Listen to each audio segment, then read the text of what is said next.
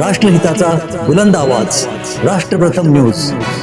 कोल्हापूरचे इंद्रजित पाटील यांच्या अपघाती खटल्यामध्ये 11 साक्षीदारांची चौकशी करून सुद्धा निर्दोष मुक्तता आणि त्याकरिता ॲडव्होकेट महेंद्र महाजन यांचा सत्कार करण्यात आला. आणि यावेळी माननीय शिवाजीराव पाटील तारळीकर, संचालक कोल्हापूर कृषी उत्पन्न बाजार समिती कोल्हापूर, माननीय सुहास बुगडे, सदस्य ग्रामपंचायत घोडेवाडी, पांडुरंग पाटील, अध्यक्ष तंटामुक्त समिती कुंभारवाडी, विलास डवरी, कोकुळवाडी यांचे प्रमुख उपस्थिती होती. इंद्रजित पाटील हे खेडवरून इटिऑस गाडी घेऊन कोल्हापूरला येत असताना गाडीचा टायर फुटल्यामुळे अपघात होऊन त्यामध्ये एक मृत्युमुखी व एक जखमी झाला होता.